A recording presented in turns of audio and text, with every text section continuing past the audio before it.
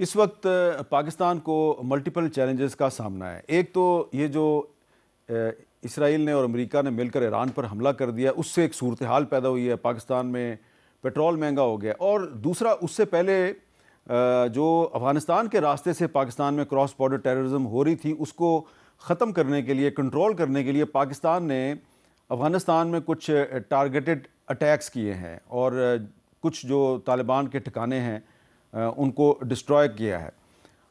اس دوران پاکستان اور افغانستان کا بارڈر بھی بند ہے اور اس کے نتیجے میں جو صورتحال پیدا ہوئی ہے وہ بڑی انٹرسٹنگ ہے. جو ہمارا جو تاجر طبقہ ہے وہ اس سے کافی پریشان ہے، لیکن عام پبلک جو ہے وہ فارچونیٹلی یا انفارچونیٹلی، خوش قسمتی سے یا بدقسمتی سے، وہ کافی خوش نظر آ رہے ہیں. تو یہ کیا صورتحال ہے، ذرا ایک چھوٹی سی رپورٹ میں دیکھیے. افغانستان کی جانب سے دہشت گردانہ کارروائیاں باہمی تجارت کی تباہی کا سبب بننے لگی ہیں. دو طرفہ بارڈر بند ہونے سے یومیہ کروڑوں روپے کی تجارت معطل ہو چکی ہے، جبکہ سینکڑوں مال بردار گاڑیاں سرحد پر پھنس جانے کے باعث تاجر اور ٹرانسپورٹرز شدید مالی بحران کا شکار ہیں. $2 ارب کا ٹریڈ تھی ہماری افغانستان کے ساتھ. بہت سارے لوگ ہیں، ہمارے منڈیاں اس وقت بند ہیں. آلو، آپ پیاز دیکھیں ڈھیر لگے ہیں. ظاہر ہے ہمارے لوگ تو اتنی نہیں خریداری کر سکتے. بارڈر بندش کے نتیجے میں افغانستان برآمد کی جانے والی سبزیوں اور بعض پھلوں کی مقامی منڈیوں میں فراوانی ہو گئی ہے، جس کے باعث ان کی قیمتوں میں نمایاں کمی دیکھنے میں آئی ہے. ٹماٹر ویسے عام روٹین میں نے لیے 120 روپے 150 اور آج مجھے 50 روپے کلو سے لیے میں نے. عام روٹین میں تو اتنا زیادہ مہنگا ہوتا ہے کہ بندہ سوچتا ہے کتنے کی لے اور کتنے کی نہ لے. اب تو بندہ کہتا ہے دھڑی دھڑی لے لے. بازار میں صرف آلو کے علاوہ اور پیاز کے علاوہ ہر چیز مہنگی ہے. قدرتی طور پہ میرا خیال وہ پاکستان کی قسمت اچھی ہے کہ چیزیں زیادہ ہو گئی ہیں تو ریٹ کم ہو گیا. شہریوں کا کہنا ہے کہ سرحدی صورتحال کے نتیجے میں قیمتوں میں آنے والی کمی سے انہیں عارضی طور پر کچھ ریلیف ضرور ملا ہے. کیمرامین محمد اقبال کے ساتھ راشدہ شعیب، کیپٹل ٹاک، اسلام آباد. تو بلال کیانی صاحب، کیونکہ آپ اسٹیٹ منسٹر فار فائنانس ہیں، ہماری اس رپورٹ سے یقیناً آپ کو پتہ چل گیا ہوگا کہ یہ جو عوام کو ریلیف ملا ہے، اس کی وجہ شاید یہ ہے کہ اسمگلنگ جو ہے وہ بند ہے، لیکن صرف کچھ عرصے کے لیے.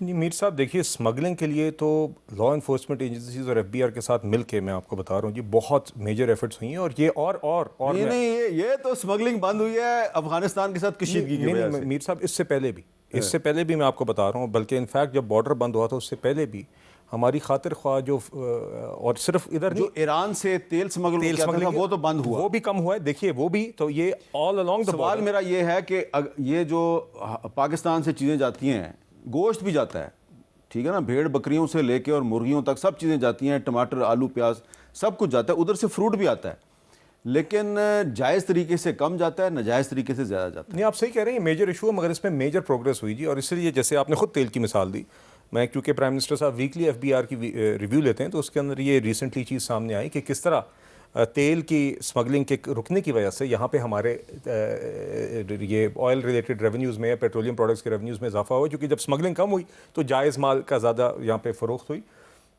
تو یقیناً جی دیکھیے وہ تو ہے. اور جہاں تک افغانستان کے ساتھ بائیلیٹرل ٹریڈ کی بات ہے، دیکھیے جی ہم کسی بھی ملک کے ساتھ چاہتے ہیں بائیلیٹرل ٹریڈ نہ بند کرنا پڑے، مگر یہاں پہ دیکھیے security considerations have taken precedence. آپ نے خود ابھی حوالہ دیا کہ جب دہشت گردی ہو رہی ہو اور ہمیں یہاں پہ لاشیں اٹھانی پڑ رہی ہوں اور ہمارے جوان دلیری سے اس کا مقابلہ کر رہے ہوں، تو پھر ہمیں جو بھی اقدامات اٹھانے کی ضرورت ہے اپنا دفاع یقینی بنانے کے لیے وہ ہم اٹھائیں گے. یہ اسی کی ایک کڑی ہے جی. اچھا عمیر نیازی صاحب، آپ کو کیا لگ رہا ہے کہ یہ جو سچویشن ہے، ایک طرف افغانستان کے ساتھ ٹینشن ہے، دوسری طرف ایران پر حملہ ہو گیا ہے اور اسٹریٹ آف ہرموز جو ہے، اب نائے ہرموز، وہ بالکل بند ہو گئی ہے، تو تیل کی قیمت کتنی اوپر جا سکتی ہے اور اس کے کیا اثرات ہوں گے پاکستان پہ؟ دیکھیں، اس کا اسٹریٹ آف ہرموز ایسا ہے کہ عراق سے لے کے قطر یہ سارے ڈیپینڈنٹ ہیں اس پہ اپنی آئل کی نکاسی کے لیے. تو 70 بیرل سے تو ویسے ڈالر سے پہلے اوپر چلا گیا ہے، 77 پہ میرے خیال سے یہ ابھی کھڑا ہے اور ایکسپیکٹیشن ہے 90 تک ٹچ کرے گا. اگر یہ $90 تک بیرل چلا جاتا ہے پاکستان جیسے ملک کے لیے، تو یہ $3-4 بلین کا اضافہ اینولی تو کہیں بھی نہیں گیا، شاید اس سے بھی زیادہ ہو. ساتھ ہی ساتھ ان گلف کنٹریز میں آپ کا میجر مزدور طبقہ بیٹھا ہے. اگر جس طرح کا ماحول ابھی بن رہا ہے، کیونکہ دیکھیں یہ بڑا کوآرڈینیٹڈ ہوا جو آپ نے ابھی یہ سنایا تھا یہ ٹکر کارلسن کا، دیکھیں وہ بڑا امپورٹنٹ ہے.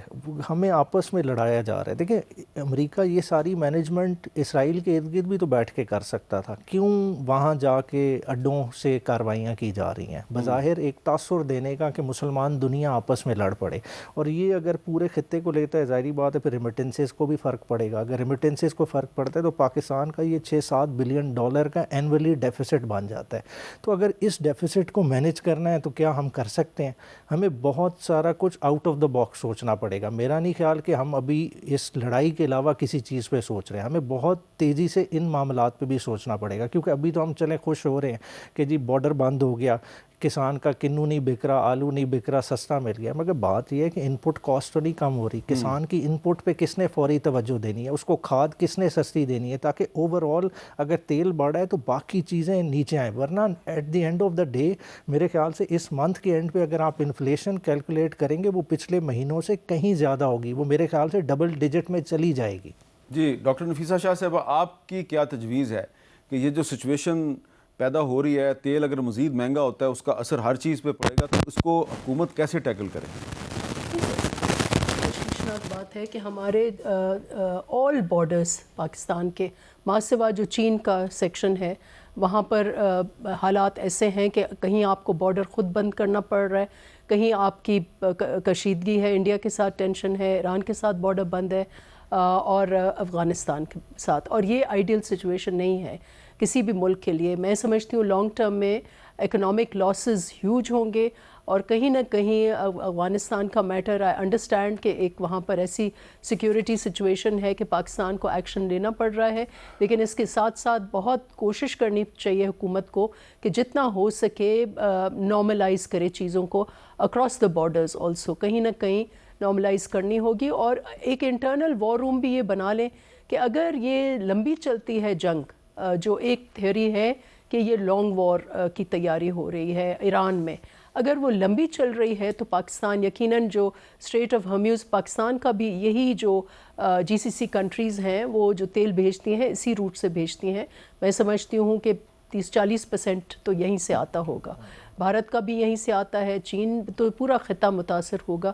ہمیں ایک وار روم بنانا چاہیے جس میں ہمیں تیاری کرنی چاہیے کہ اگر لمبی چل رہی ہے تو ہم اپنی معیشت کو، اپنے لوگوں کو کیسے پروٹیکٹ کریں گے. آپ اس سے اگری کرتے ہیں کیونکہ آپ کا فائنانس کے ساتھ تعلق ہے؟ میر صاحب صرف ہم اگری نہیں کرتے بلکہ آلریڈی کر رہے ہیں. پرائم منسٹر صاحب نے پرسوں ہی ایک کمیٹی تشکیل دے دی تھی ایک خاص طور پہ پیٹرولیم پروڈکٹس کے لیے. اس کی روزانہ کی سٹاک اور قیمتوں کی آگے اور اویلیبلٹی کی پلاننگ کرنے کے لیے، کنٹینجنسی پلاننگ کرنے کے لیے خطے کی صورتحال کو دیکھتے ہوئے اس کا میں خود بھی رکن ہوں جی. اس کی صدارت فائنانس منسٹر کر رہے ہیں، اس میں پیٹرولیم منسٹر بھی ہیں اور پاور منسٹر بھی، اور پھر دیگر آل جو ہمارے حکومتی افسران ہیں. تو روزانہ کی اس کی میٹنگ ہو رہی ہے، کل بھی ہوئی تھی، آج بھی ہوئی تھی، اور ہم نے باقاعدہ اپنے سارے جو پیٹرولیم پروڈکٹس ہیں، فیولز ہیں، سب کا جائزہ لیا اسٹاکس کا، جس میں petrol, diesel, LPG، crude oil, LNG سب شامل ہیں.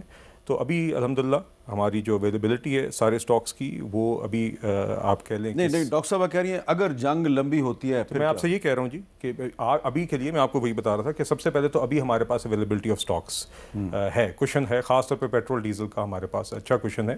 اور آگے ہم یہی پلاننگ کر رہے ہیں کہ اگر چند دنوں کے لیے چلتا ہے تو اس کے لیے ہم نے کیا آپ نے کنٹینجنسی پلاننگ کرنی ہے، اور اگر خدا نخواستہ یہ کانفلکٹ جو خطے میں اگر زیادہ آگے چلتی ہے تو پھر ہمارے پاس آلٹرنیٹیوز کیا ہیں، اور ہم نے وہ سپلائی کس طرح پوری کرنی ہے، یا اپنے ہاں بھی ڈیمانڈ کو کس طرح ہم نے کنٹرول کرنا ہے تاکہ یہاں پہ اویلیبلٹی کا ایشو نہ بنے.